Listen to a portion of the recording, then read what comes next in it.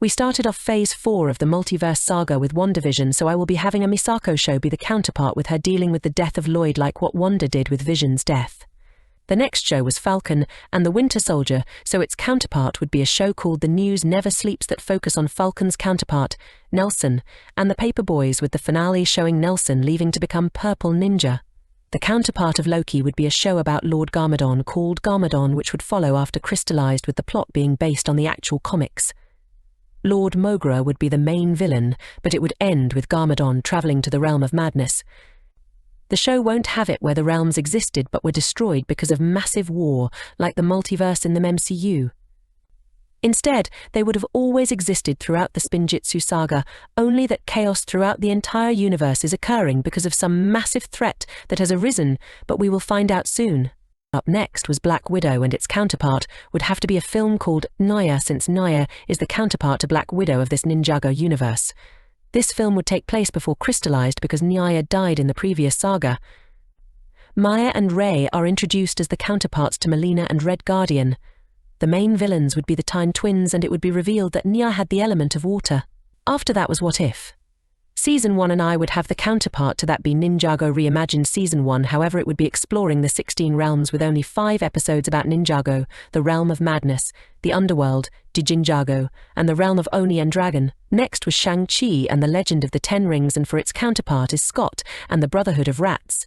The film would show Scott returning to normal society after the events of Prime Empire to only deal with whack rats as the main villains. The Eternals' counterpart would be a film called The Keepers of the Amulet, with it showing the origins of the Keepers and them joining the fight against Wajira. After Wajira is defeated, the Keepers are tasked to protect the Storm Amulet by the first Spinjitzu Master. The show Hawkeye came after, and its counterpart is a show about Zane called The Titanium Ninja. The main villain of the show would be General Cryptor, as a virus from the Overlord remains has corrupted new technology in Ninjago, with Zane trying to deal with it. Cyrus Borg and Pixel would also be introduced in this show as well. We moved to Spider-Man No Way Home, and the counterpart to it would be called Aaron Crossroads. No Way Home featured villains from the 2 other Spider-Man franchises, so I tried to configure a way to do this, but for Aaron and I found such. 2 other realms would be homes to the Lego Ninjago movie and Lego movie universes, only they aren't universes but rather realms in this saga. Villains from different realms would come to the main Ninjago realm to cause chaos. This villain roster would include Moro, Harumi, President Business, Bad Cop, Lego Ninjago movie Garmadon, and Raz. Aaron would be no match for this group, thus he gets the help of 2 Lloyd Garmadons from the Lego Ninjago movie and Lego movie realms. They would try to return each of the villains to their own realm. Master Wu would also get involved, and they managed to convince Moro to change and help the heroes like what Doc Ock did. The film would end with Aaron deciding to become his own man, with the ending showing him in his ninja suit. Next was Moon Knight, and I would have it be a Moro show called Moro.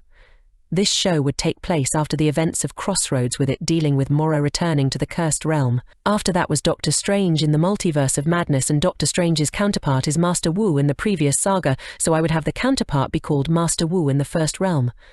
Master Wu would be confronted by a group of Oni led by Mistake. They would travel around the realms with them hunting Wu.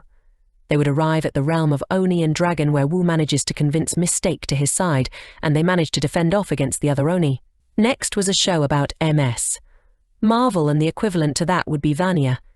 It revolves around her ruling over Shintaro until things go wrong due to dire bats attacking, as they serve as the villains of the show. After MS, Marvel was Thor Love and Thunder, and Thor's counterpart of this universe is J, so for this we would have had a 4th J movie, and it would be called J the Administration. This film would center on J meeting the administration, and it could end with J being recruited to their ranks and becoming Agent Walker. Up next was the first series of shorts about Groot called I Am Groot, and the counterpart to that would be Mr. Pale. It would deal with Mr. Pale, and it's light-hearted and humorous.